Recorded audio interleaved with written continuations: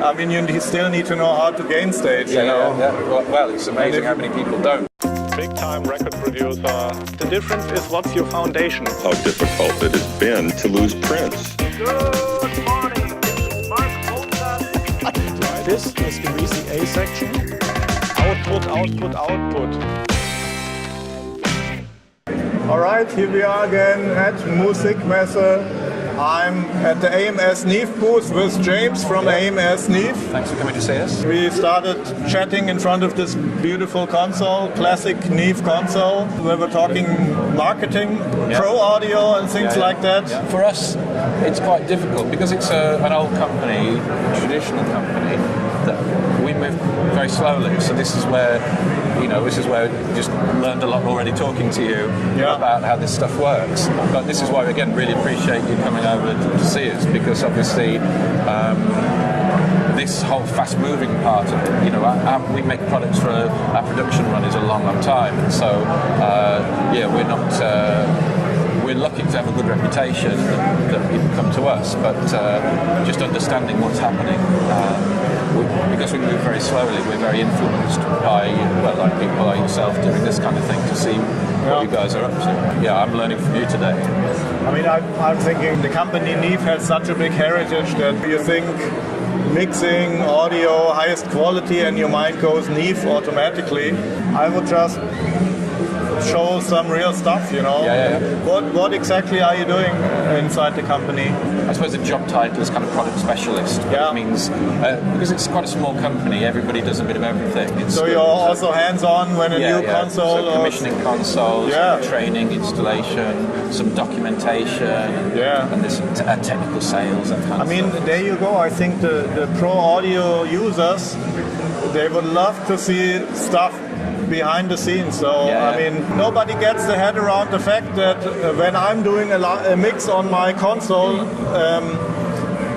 and I press the live button, and of course it's all wired up, the console is directly feeding it, and I have a little lavalier so I can do some comment, and nobody gets the head around that doing this live from my studio 20 years ago, you would have had trucks outside, a whole team and huge cameras, and it's free.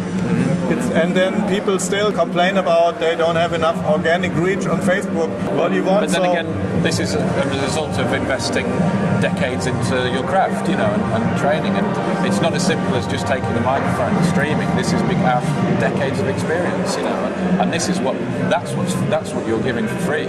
Is that, anybody can grab a microphone and stand in front of this, but it's as a result of the experience and the time, and this is what is funny in this new world. We have a lot of people that grew up mixing in the box, and they realise, they hear some equipment and they realise there's a whole other world out there, and you have this discussion about the analog signal flow, and people are learning it for the first time, at the time of purchase, and again, you then realise the value of experience, and so this is why what you're doing is so rewarding, because you're letting people not shortcut, but you're giving them a path to do that. Whereas you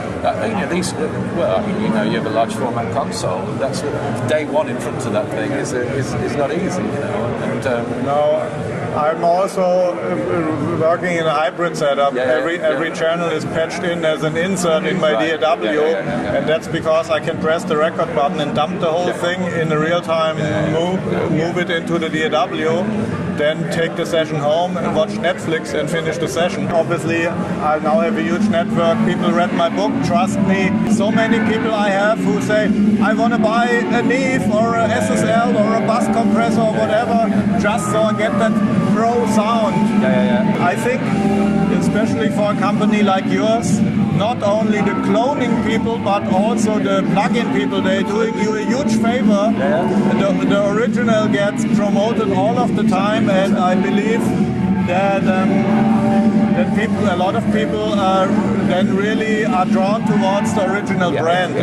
So you got brand equity. And we know there's two or three classic brands, and it's a question of taste. It's a question of what you learned on and what your taste is. And so all we want to do is enable people to hear that. In fact, it's a good point, because one of the reasons we bring the consoles to the show. As we know, back in the real world, most people will get one or two good pieces, because studios now tend to be smaller and or more portable, whatever. But there's, as you said, there's companies cloning the Neve. We walk around the show, you'll see plenty of them. But the reason we bring the console is because, unlike the cloners, we can still make a large format console. And this is the point, to say it's easy to copy one element, but to make a console with no noise, harm, crosstalk, distortion, there's still some skill in that. And so hopefully that's what gives people the confidence in a manufacturer. So it proves a point, you know. And so again, this is great for us, a great exposure for that, because again, there's a whole generation of people who didn't grow up with large, you know, you had the luxury in some respects of large studios, big consoles, you know, that unfortunately for today, people don't get this experience so much. Because analog is still the starting point. I mean, you still need to know how to gain stage, you know. Well, it's amazing how many people don't, but then when they get it, you know, suddenly the magic happens. The mix opens up. And this is the secret, you know. And it's not a secret, but you have to learn it. And there's time and effort in this. And this is why it's a craft and it's a skill. And this is why it takes time to acquire these skills. And every now and again, someone will, you know, sit down and just expect to push like this, and then the work is done. And you realise, you know, you buy an expensive guitar and go like that, and you don't hear Jimi Hendrix. And why should it be any different? It's a craft. Absolutely. You know, as even representing a manufacturer, the ratio between engineer skill and the equipment is this, you know. It's a great engineer can use anything, you know, and it's you're paying a great engineer for taste, judgment, start, you know, and then equipment is a small part of this, you know, which is it's difficult to say, it's strange to say as a manufacturer, but we know this is the real story. At the same time, whenever one of my videos, the first 3 seconds starts with some gear porn, of course, it performs better. So maybe I can bring my camera guy a bit closer, so we give people what they want. Absolutely, yeah. A Neve close up. We're now travelling backwards in time. This is a time machine. So this is a BCM-10 Mark II. So the original BCM-10 was released in 1969. I mean, it's just a crazy amount of time. And we got, a couple of years ago, made the decision to revisit this. But of course there's a lot of responsibility because people are very traditional, and you can't change these things. But we wanted to make a few updates. So there's some stuff that's just obvious. The original BCM-10 had a mono Q mix. So we made it a stereo, added an extra amplifier, made it stereo, and then that means actually you have a second mix bus. So suddenly this is useful. But yet we're not compromising sound there. There's no sound change, but now you have a second stereo mix bus. So why wouldn't you do this? And again, some metering on the fader strips. Just because the original one you have to solo and look in here, and nobody wants to do that now.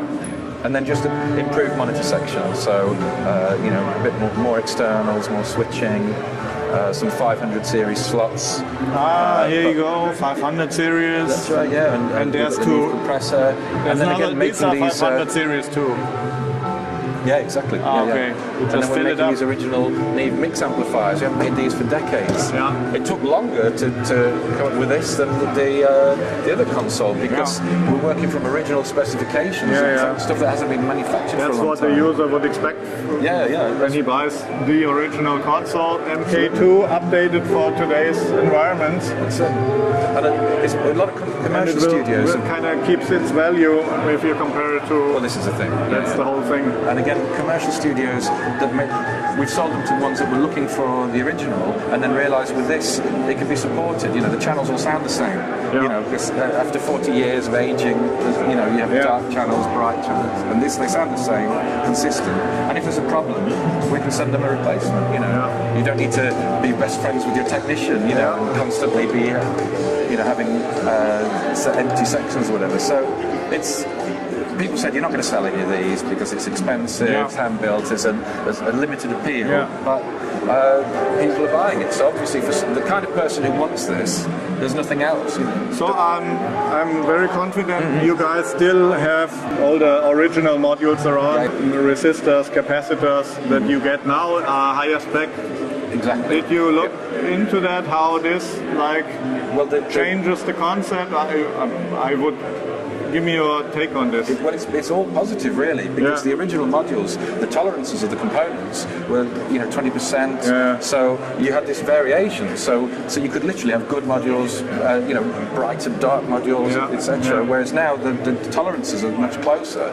So actually, you don't want crazy variations across your console. You want it to be consistency. So in a lot of ways, it works better now because we can offer the consistency. So it's a good question because these are not everything about the vintage equipment is good. That's true. Yes. And people base their decisions. A lot of people will get to hear a module. And they'll think, this is how it sounds. But 40 years of aging plus the tolerances, who knows? Who's to say what the classic? It's always a good idea to have a workshop in the house when you have a large console. Yeah. So that was my first move when I got the console. Yeah.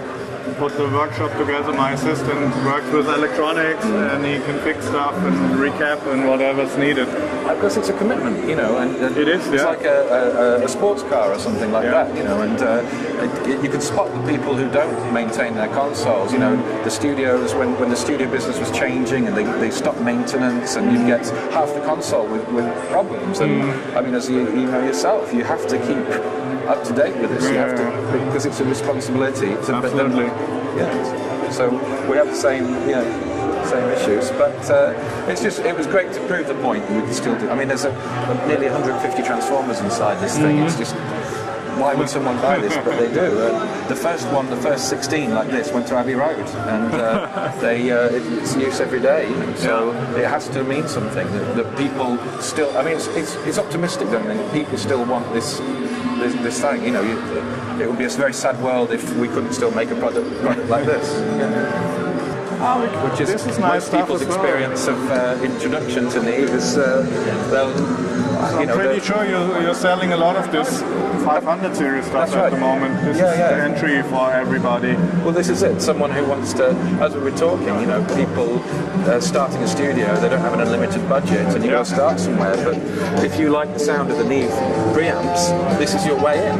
And so from as simple as buying one lunchbox module to scaling up to a large console, at least you can do this. And the importance of tracking and getting a good sound, especially as a mix engineer. If you've got obviously you've spent so much time shaping and carving tracks, but there's nothing more inspirational than pushing up the faders and hearing a great project for you straight away. So the importance of getting it right at the tracking stage is vital.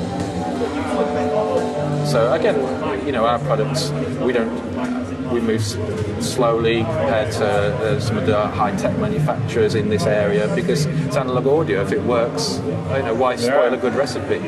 So we have mic preamps, a couple of different flavors, EQ, compressors, and then just different variations for different people. A rack mount unit with a couple of channels, remote-controlled preamps. People like to put these on the recording stage, and remote control them just for cable lengths and things like this. So and repeatability. So people will buy a few of these units and have them close to the source to keep a short mic run.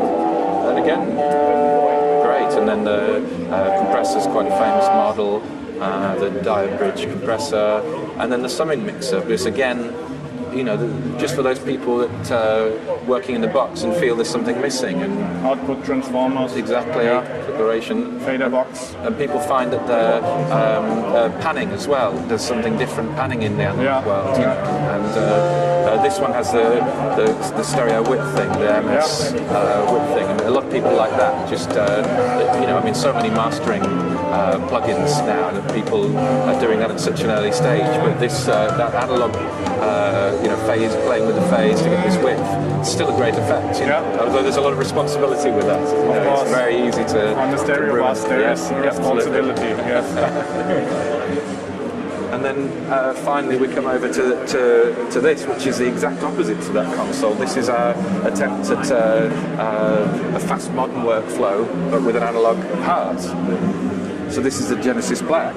Yeah. And it's an entirely analog console, but with a lot of digital control. It's better. And so I'll give you a very quick overview if you like. I mean, it's I'm sure you sit in front of this and you can see what's going on. But the idea is that it's like a production centre or something like that. So this size here is very popular as a production studio because, as you know, with Neve, they're the traditional consoles without any screen, without any recognition that people are going to be now. People edit to the end, So the line between editing, pre-mixing, and final mix, the line's blurred now. Absolutely. And there's a lot more collaboration. Yeah. And so we would sell a console, and then people would be putting keyboards on top, screens, and so it took us a while to realise this, and then we need to work. We need to acknowledge this. So now the idea is it's kind of a production station. So we have a DAW control section, touch screen, and some DAW metering. And this console is obviously completely scalable. Right, exactly. You could get up to 64 channels. 64. And it's inline console, so you lots of inputs and mix down, and then so it is as you see. If you look around it, we have channel strips. This is like an analog section, controller, and then output buses, effects returns, and a monitor section. So it kind of explains itself, but then people use it in 3 phases. So they'll use it to track, because it's got the 1073 style preamps, so it's nice to have those in the console. Then pre-mix and edit, they just press a button and make it a controller. Because as we know now, so much of that happens in the box. This is just the real world, But then for final mix, then they'll go back and do some processing on the console, and then that's when some bussing, and you still get that effect of the summing at that stage, but it's recordable. So you'll notice on the channel strip there's no EQ or dynamics or bus controls, and that's all done on screen. I mean, there are buttons to do it from the console. So when you're, as you know, you get the muscle memory. When you're used to this thing, you play it like an instrument. It's blind. Exactly. Yeah. So, but for introduction, it's on screen, and you can drag and drop things with the mouse, and it's a modern interface. So it seems to work out well, because you have to change projects so quickly. And there's an automation built in.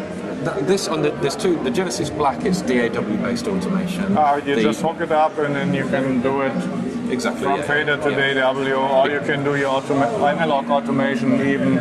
That's right. There's active faders, it's called. Okay. And then the traditional Genesis has its internal Encore automation system, which is kind of the descendant of flying faders. Okay. So for the people who maybe would use a multi-track tape machine or just like that feel of the console automation, they'd go that way. And then the people who use upgrading from in the box to a console scenario will use this one.